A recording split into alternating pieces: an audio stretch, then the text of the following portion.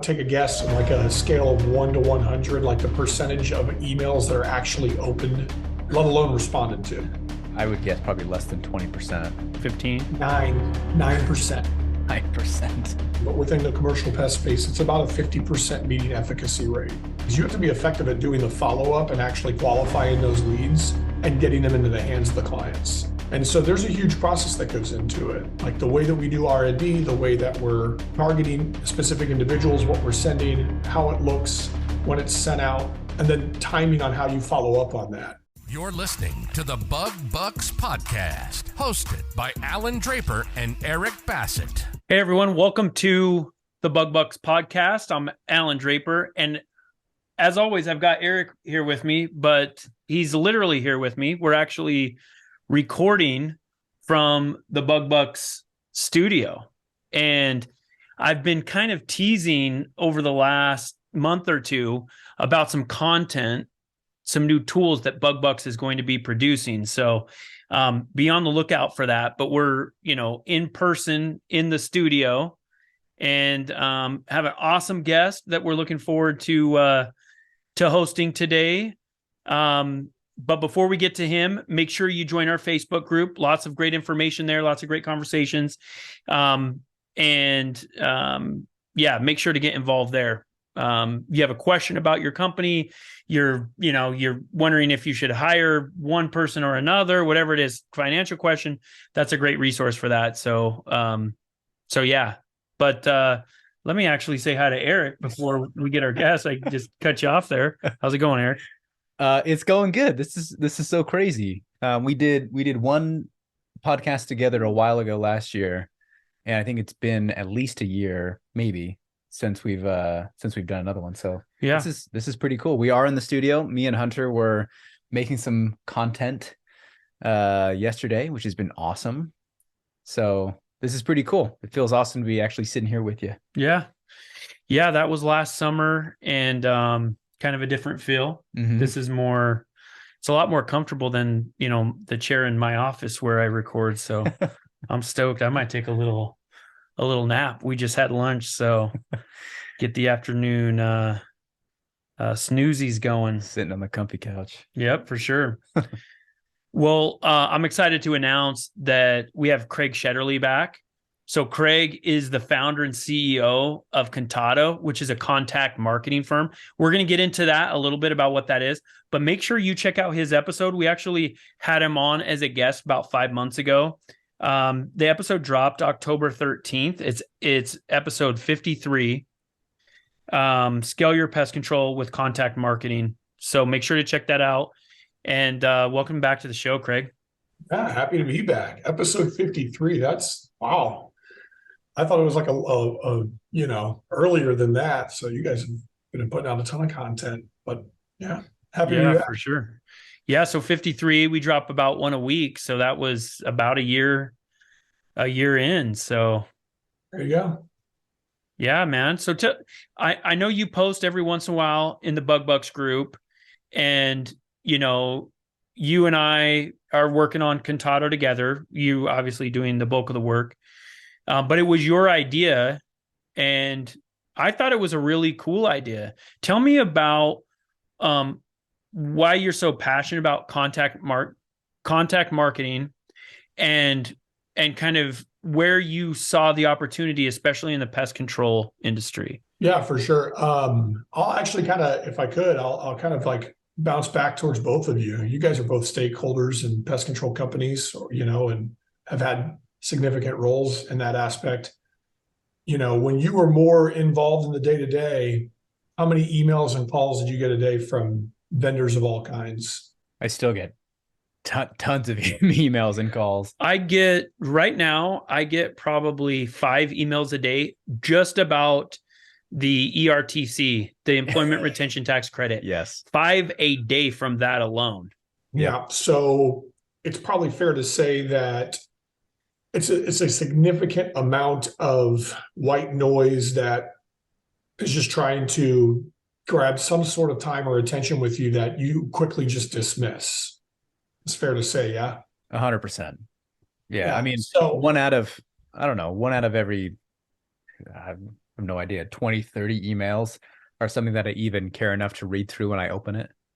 Everything else is just, like you said, white noise. You guys want to take a guess on like a scale of 1 to 100, like the percentage of emails that are actually opened, let alone responded to? I would guess probably less than 20%. Yeah, probably somewhere in there, 15. 9%. 9%. Yikes. All that to say, contact marketing is essentially born out of this concept that you want to cut through white noise. So like if I want to get in front of either one of you, I need to find a way to make myself interesting, make myself appealing, whatever I'm peddling or selling or trying to do. And so this was really born out of like most things in the past few years, out of COVID and trying to get meetings set. When I was working in the digital agency or digital marketing field, essentially contact marketing is finding highly curated contact pieces, a gift, of some kind. And we'll get into more of like, I'll talk a little bit more about like things that are not so much like gifts, but like different contact pieces you can use in order to secure a meeting with somebody.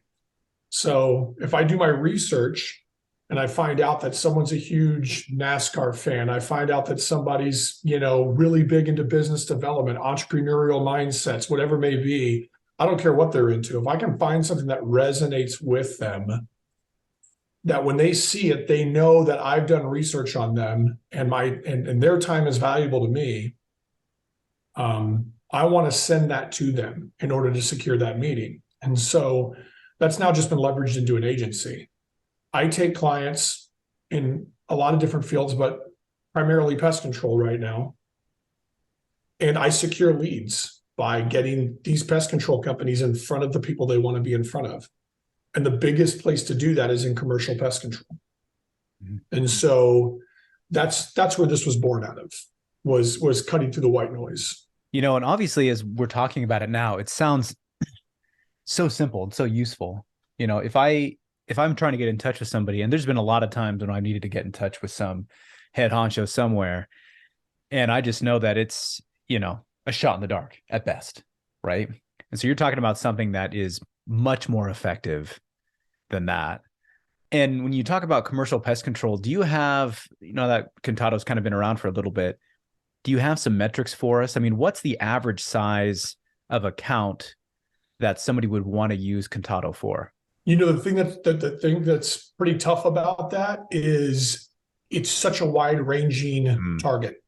It really is. It's not it doesn't fall in that place of like residential right space where what your average contract value is going to be. We have clients that want, school districts. We have clients that want commercial property management or food processing centers. It really just depends. And then depending on how they provide that service and the rate at which they provide it can, there's just a wide variance. Though the thing that we track better is more like the lead effectiveness of like, if we send out X amount of contact pieces, what's our expected lead set? And again, it's different by industry, but within the commercial pest space, it's about a 50% meeting efficacy rate. And there's, I think it's, right now it's like at 51.3%, but, if you send out 10 contact pieces, and this is the part of contact marketing that gets lost in the noise, is the sales side. You have to be effective. Our agency does this, and it just depends on the client's needs. You have to be effective at doing the follow-up and actually qualifying those leads and getting them into the hands of the clients, right? And so there's a huge process that goes into it, like the way that we do R&D, the way that we're targeting specific individuals, what we're sending, how it looks when it's sent out, and then timing on how you follow up on that. Because it's very easy, just like a lot of things in the white noise or just like in the quick environment that we are in now, for people just to forget what was said to them. And just like that just washes out of their mind as they're dealing with their own company. I think it's really cool that you provide guidance also regarding, who the target is? Do you work with like the PCO and say, hey, what are you looking for? And because you mentioned R&D, so it's, from what I understand, there's two parts to that. One is the who, like, hey, who should we be going after? Let's get their contact information. Let's identify them, make sure that they're a good match for the PCC. And then the what, what are we going to do in order to get their attention? Does that sound pretty accurate to this, regarding the service that you provide? Yeah, absolutely. I think one of the things that gets lost when I communicate this, whether it's through the group or talking to people or, building out a referral network of my own, and even when I do corporate marketing for Contatto to acquire clients, is that they're like, well, we don't really focus on commercial. And I'm like, I know this is something that can actually make that happen. Yeah, I think that there's an approach that happens in terms of like R&D when it comes to like working for our clients. Like even when we do corporate marketing for Contatto and I'm trying to target pest control companies, I'll get feedback that like we're not focused on commercial pest control. We don't really have that. And my response again is like, this is something that can make that happen. And so one of our clients that we currently work with in Ohio and Michigan, we just asked them, like, they're like, yeah, well, these are the commercial companies we service now. It's just come in kind of organically. And I said, okay. So then we built out like food processing, warehousing, school districts. And then I went in and built out a custom map and basically drew the lines on a digital map for them of like their service area, and then put pins into that map, targeted all the companies, created a whole curated list and said, hey, if we got leads for you on these companies, on the R&D, is this something that falls within your wheelhouse? And they said, yes. And so we used that as the list. Then we did the full scrub on those companies to find the stakeholders, decision makers, and then do the research on, their likes, things that resonate with them.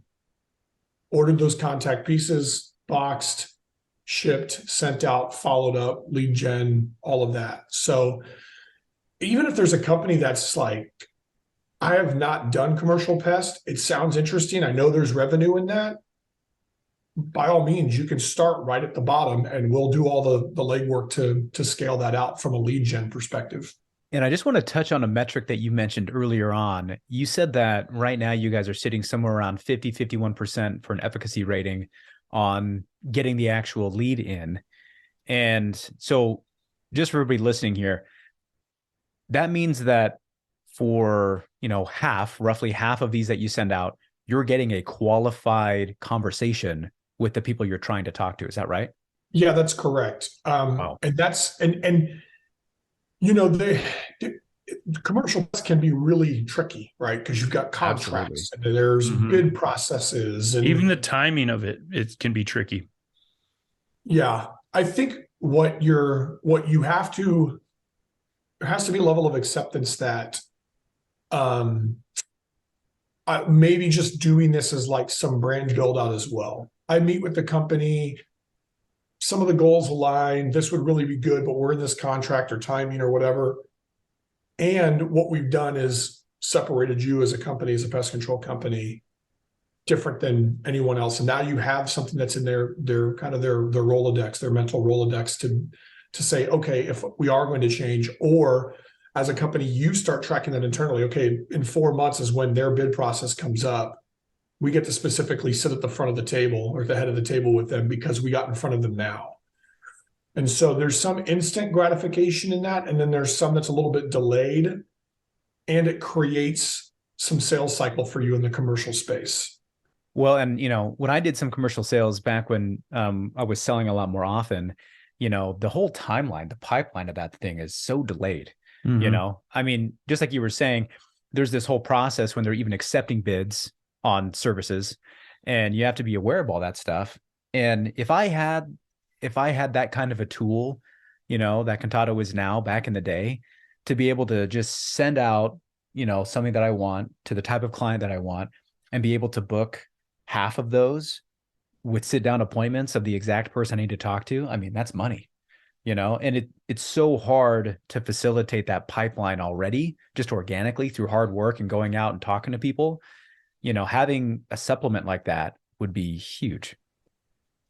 Well, I think a lot of times with commercial, we do a lot of knocking on doors, and sometimes a PCO doesn't look into how much that costs, but a lot of it, and it's different than a residential door knocking program, because in very few situations on the commercial side are they buying right then and there, and are you getting in front of the decision maker. So I think it's, it's awesome in terms of lead gen for kind of this longer play. Now, you mentioned, Craig, that there are some people that are just getting started in commercial. They want to build their book of business with commercial pest control. Where do you recommend that they start, or how do you recommend that they hone in on a target? Because commercial, it could be anything from like a food service plant to a gas station, or healthcare facilities to schools. There's such a vast array, and I feel like the folks that do really well with commercial, they have a niche. What do you recommend for the PCO that's wanting to get started, but they don't know where to start, who to target? Because I don't think that somebody's going to go from zero to the Pentagon, right? Doing the Pentagon's pest control. Right. So where do they start? I would say that the first thing that you do is you understand, like, you want to get past the bid, beat the bid, right? So we need to find targets that are not going to be inside of that world. Like, so if you start with larger food processing plants or commercial property management companies or whatever, they've pretty much got bid processes, budgets they build out every year. There's maybe things in that scenario where it's just not going to work. And so what we want to look for are, maybe property management companies that are more privately held and owned. When we do research and R&D on those targets, we want to see that it's a smaller staff, it's boutique, and they get the determination internally to just be like, no, we're the realtors and the people who run this here. We can decide if we want to change pest control. We're not beholden to some sort of larger scale budget or something that would hold us back from making that determination. Same thing with like locally owned restaurant spaces. An easy way to build a book of business and successful commercial pest control is to target restaurants that aren't part of larger chains or corporately owned or whatever it may be, owned by, mom and pop restaurant or family owned restaurant that's been around. And you can target those companies and target those restaurants. And sometimes the thing that you send becomes a little bit more generalized, that contact piece. It may not be as super specific, but for companies like that, when they get something like that, it'll resonate with them to be like, wow, this box is branded with this pest control company. There's a handwritten card. It's packaged. It's this special thing just for me. And it screams that you're important to them. And so it gives you the opportunity to get through the door and to actually talk to them before you even have to go that time down on is those types of R&D focuses and then follow-ups. So, if I'm a pest control company and I reach out to you and I'm like, Craig, I want to get into the commercial space. You and I talk about what maybe types of commercial accounts that would be best for me, just like the things you were just talking about. What's the timeline? If I choose a client or I choose some targets, what's the timeline from me saying, okay, Craig, go get them, to the actual box for like getting to their door and then opening it up and seeing that we've sent them this thing? It's largely dependent. I should say, there's a part of it that's just dependent on how much R&D we have to do. If you have a curated list already, like, hey, these are the companies and these are the businesses we want to target, that cuts down that R&D. Most of the companies that we end up working with are asking us to do that. Here's the general business type. I need you to go find the specific businesses in the markets. Once that's done, there is collaboration to confirm that list is good. Then we go and do the R&D on those businesses. And again, that's also dependent on how many we're going after, right? And we look at it like we really, even a minimum of a 3-month campaign strategy, because of timeline and when you get an actual meeting set and timing of the business's decision-making process. Really, the sweet spot is 6 months. I would tell you that the build-out time to actually launch and have a box in hand for your specific prospects would be about 6 weeks. So if the company starts with us from the point we do an onboarding and we, hey, we're moving forward and working together, I would say at the latest 6 weeks, first boxes are in hands for the first targets. Wow. And if you think about the commercial timeline, that's not that bad, No, it's not. I mean, I think a lot of us think about the timeline for residential, which is so quick. Like it is the quickest little turnaround. But for commercial accounts, I mean, 3, 6, 9 months, I mean, if you miss that window that we were talking about before, you have to wait like a whole year. And, it's a lot more about building your pipeline than it is about, trying to get immediate turnaround on clients, which is what we think about with residential all the time. Yeah, it seems more of a investment move, more of kind of, it's not branding, but in a way it's more deliberate. It's more, there's more time involved. One of the nice things about that, that time between, creating a plan or identifying a target and actually going after them is, commercial requires some work. You got to cross your T's and dot your I's with it. And the larger the job, the more you have to do, especially if you're looking at any type of school, healthcare facility, any type of government contract, things like that. They're going to make sure that you have all your ducks in a row. And so it's nice that, there's this period of time where it's like, okay, we're investing in this program it's going to cost us some money. This isn't, you're not going to get service with Contatto that's like the cost of a click, right? Which can be good, because where we put our money is usually where we put our time and energy. One thing I wanted to pivot just a little bit and talk about some of the successes that you've had. You've been in the pest control industry doing different things, over the years, both on the pest control side, on the vendor side with the digital marketing agency, and now with Contatto.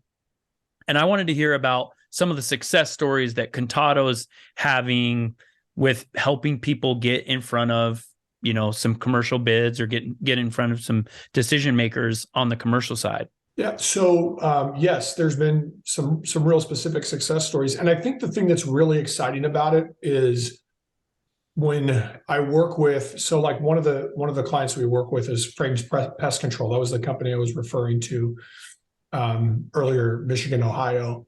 They were targeting a lot of commercial property management area. Is that there's a lot of Michigan grads and a lot of Michigan State grads in a very close proximity, right? And it's a big rivalry in state. And the reason I use that is because a lot of things when they when you do research on these targets, is that they're big about their alma mater. Like they love the University of Michigan and they love Michigan State. It's a big deal.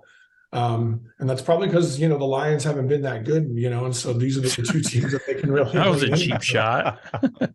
I know they've been good this last year. I'm just saying historically, but all that to say, like, what's really interesting is like, there was one specific company I remember was a commercial real estate that was owned by two close friends. And each one of them one was a University of Michigan grad and one was a Michigan State grad. And it was a bigger commercial property company and commercial property management company.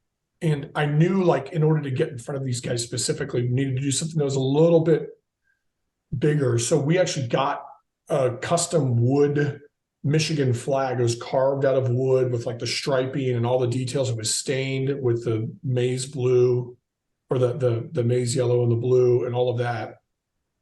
And then it got a Michigan State Spartan head carved into a round wooden piece with the Spartan green.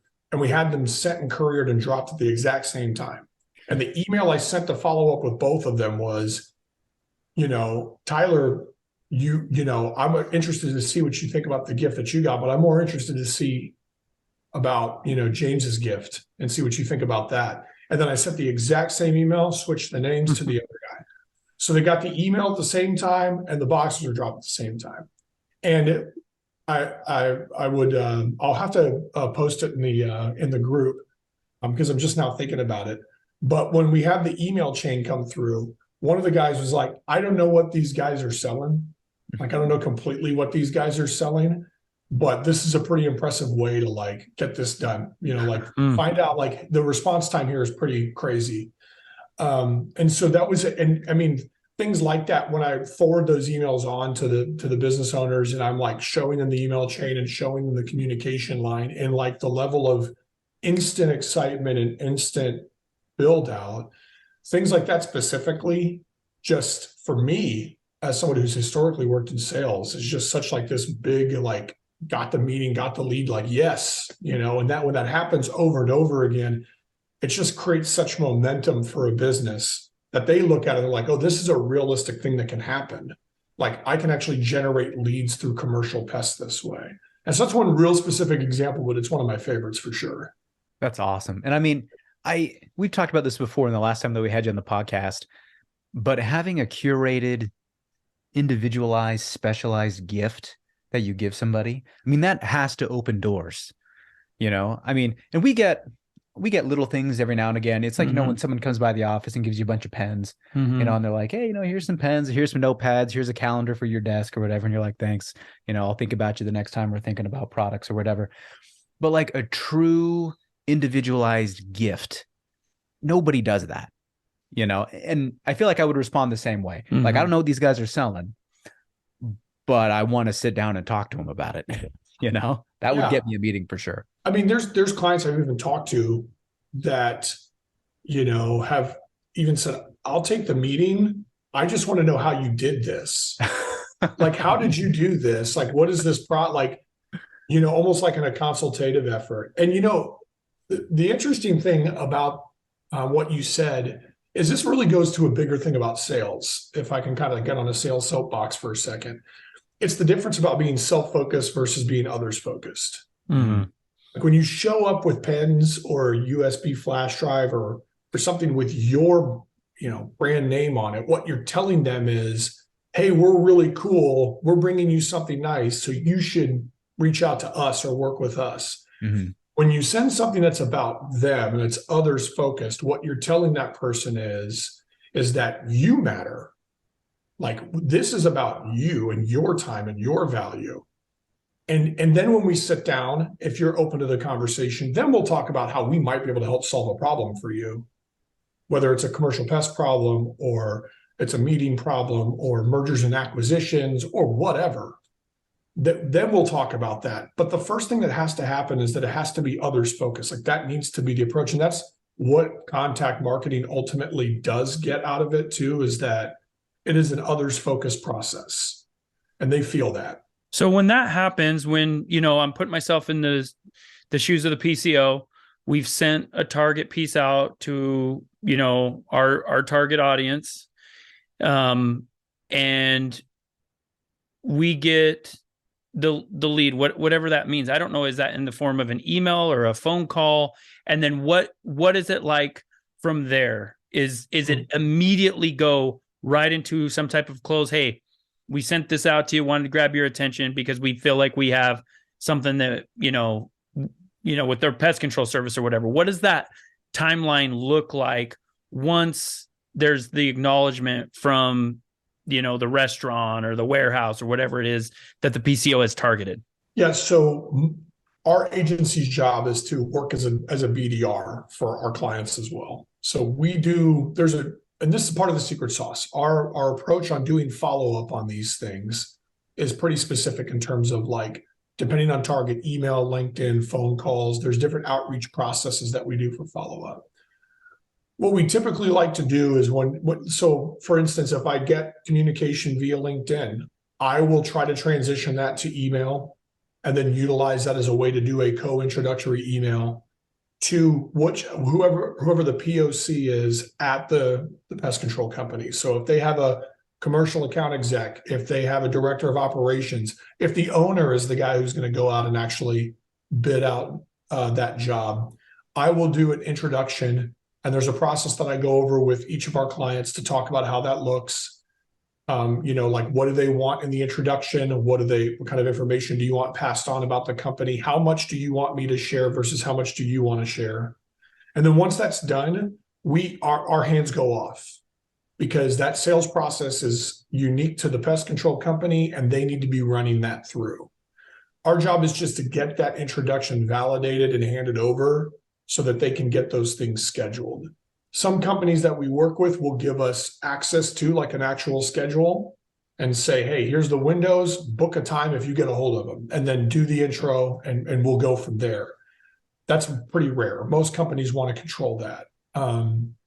But that's a little bit how it looks. Like if we're on the phone and I have a phone conversation and I get through to the stakeholder as a result, or they call me, which has happened, we go through the process of like, I'll do a very like 30,000 foot view intro of the client, of the pest control company, and then say, hey, would love to get you connected.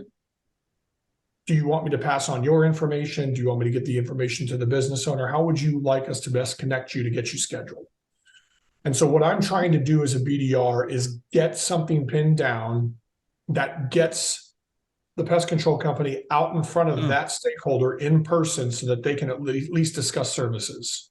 So once that happens, what do you recommend is the best form of communication for the PCO moving forward? So do you think that the PCO should have a phone call, an initial phone call? Do you think that right off the bat, they should schedule something in person? Should it be a little softer touch like an email? What would you recommend that the PCO do once that initial contact has been established? I think it's really important, at least from the perspective of because of pest control and those types of things, is to really push for what you want and then work backwards to what works for the target or the prospect. So if you're trying to get like, the ultimate goal is to become the pest control provider, I encourage, hey, get time out on property. Say, I want to come out, provide an estimate for what service would look like, discuss with you why we would be best for you. When's a great time for us to do that? And then he's like, hey, we're, in bid process or we're under contract and we can't make that decision right now. We can't make that determination. Great. Is there a time that I can set up at least a phone call just so business owner can talk with you and discuss what it looks like and get something on the calendar for 3 months from now when the bid process, like always start with what the end goal is, then work backwards and peel back the layers until you find what's like really good for that connection and then lock that in. And then at least you know where you stand versus if you start with just like, hey, let's just start with a phone call. It's just, there's not real clarity in terms of an agenda of what you're looking for. So once we get others focused gift out and they get that contact piece, let's then talk about what we're looking for endgame. Craig, do you find yourself kind of as a consultant working with pest control companies with the sales process? Do guys ask you like, okay, Craig, we're going to get this sit down appointment. What do I do? Where do I go from here? Do you get a lot of people asking you those questions? I actually don't. Good. Right now, historically, all of our clients that we work with have had a commercial pest control division or have done some commercial pest control work, have clients already. And so even if it's a small percentage of the business, they already have them in play or already have some experience in place. So they know what their sales process is like, and or they just have not thought to ask me.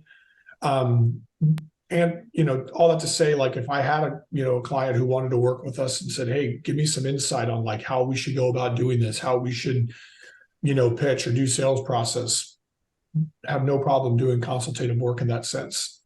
Well, it just makes me wonder. I mean, with a platform like Contatto, if I was a PCO and I was probably going to invest in something like that, I would want to make sure that I have some closers, some guys who are good at follow up and know what they're doing. And so it makes a lot of sense that the clients that you guys are using, have a process in place to do it. So that could be a good recommendation for people who are considering Contatto. It's like, if you're going to make that kind of investment, then have a process in place. And if you don't have a process in place, then ask Craig.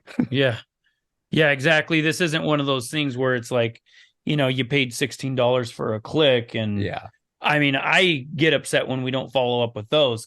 So I can only imagine like, this is an investment. And, that's the nice thing about what you do though, is that you can help them with that.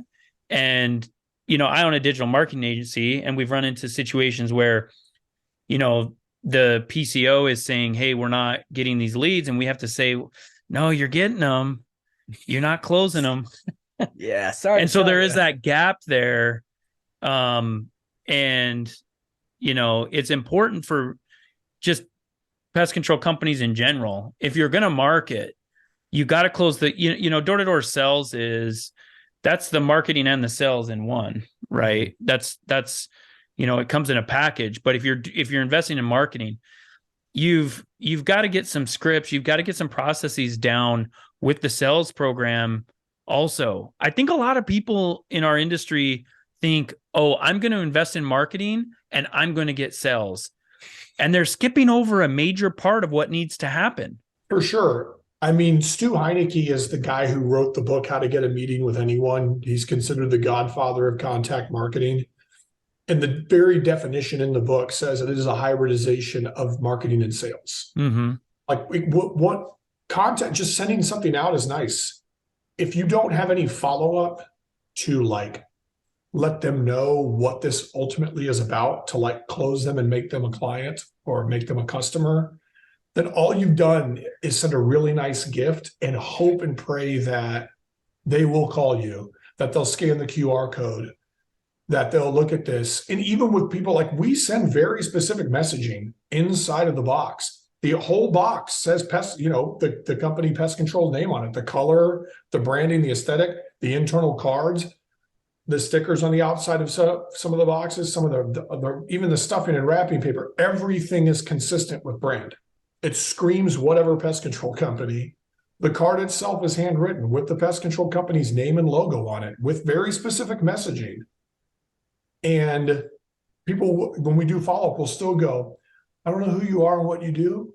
And it's kind of so there's a sales process where you have to follow up, period. Yeah. Period. I mean, it seems wild that anybody would go through so much of that and then not follow up. But I've seen it. It happens. I think a lot of it isn't necessarily laziness. I think it's, to use a pretty strong word, I think it's ignorance. I think that sometimes PCOs think that if they market, people are just going to bang their door down. It's no, you have to have those systems in place. You have to have the people in place. They have to be trained. They have to know how to close. And PCCs that have door-to-door programs, we naturally have better sales systems in place because we know, we do the ultimate guerrilla form of marketing and sales where we go knock on somebody's door while they're eating dinner. So we, generally, although we've always got things to fine tune, we at least understand this concept of, hey, we can send them whatever we want, but we're still going to have to go get them. We're still going to have to close them down. I think a lot of it, regardless of the form of marketing, is you have to have this mentality.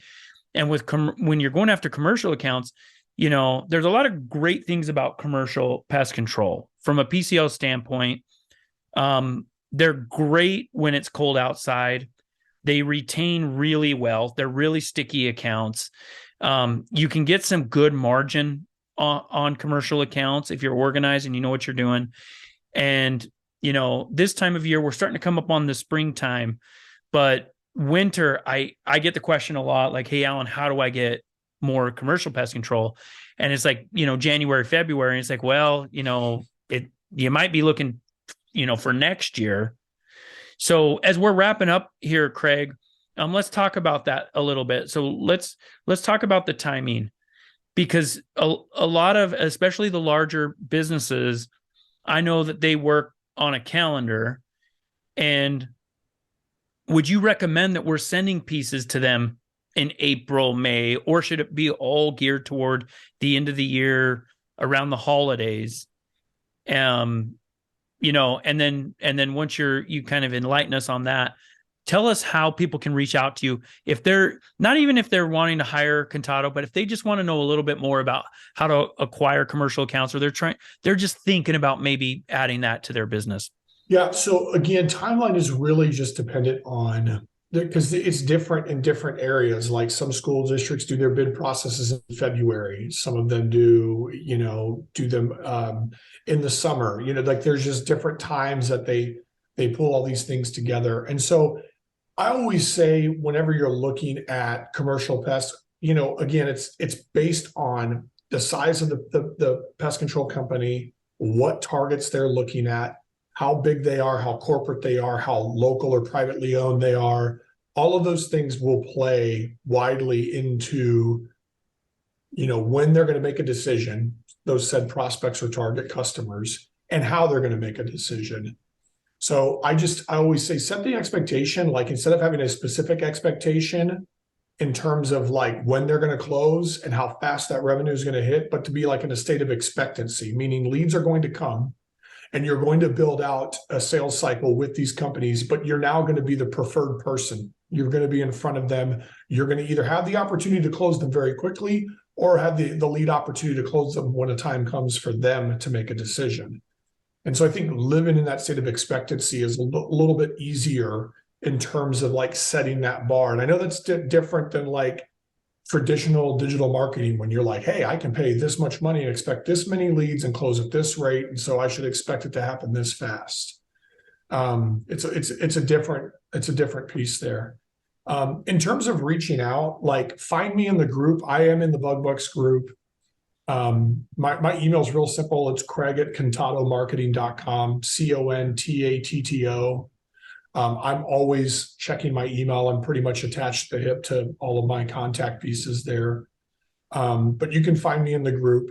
And I would even say too, there's some things that we're working on with our clients in terms of like even residential retention and doing some like really small curated pieces like for loss of customers year over year and sending out target little gifts to them in order to get them to come back. So now you're doing an others focused thing on a residential level, which is largely obviously like replicated. We're going to send the same thing, but it's going to be in branded boxes with branded messaging. It's going to be very unique in terms of getting them to come back. So there is some residential space stuff that we're exploring. And we're trying to do that on a much more automated level so that it can integrate with different softwares or platforms, meaning if you lose a customer, we can, from a tech perspective, leverage that out and have that sent out to get that customer back. That's one piece. And another one too is mergers and acquisitions. If you're trying to grow through M&A, boy, it is super easy for us to target other pest control companies in the markets. Like we know like target revenue, number of trucks, number of techs. Let's put that as your center of the bullseye target. Let's target these markets and let's get curated pieces sent out to other pest control business owners, which has a massive impact. And so there's a lot of different ways that this can be leveraged. Anyone can feel free to reach out to me. And even if they just want to have a conversation about anything tied to this, I'm more than welcome, more than willing to have the conversation. That's awesome, man. We need to have you back so that we can talk about, I know we touched on the M&A just a little bit, I think, in episode 53, but I'm especially interested in that residential piece, just the retention, and then kind of going back after, some customers that have canceled. So we'll have you back. We'll talk about how this type of strategy can help with residential pest control as well. But thanks for joining us, man. Appreciate you sharing your time with us today. Yeah, it was great. I'm really happy I was on, and thanks for having me, guys. Thanks, man. If you enjoyed today's episode, please show your support by subscribing and leaving us a 5-star rating. Thank you, and we'll catch you on next week's episode.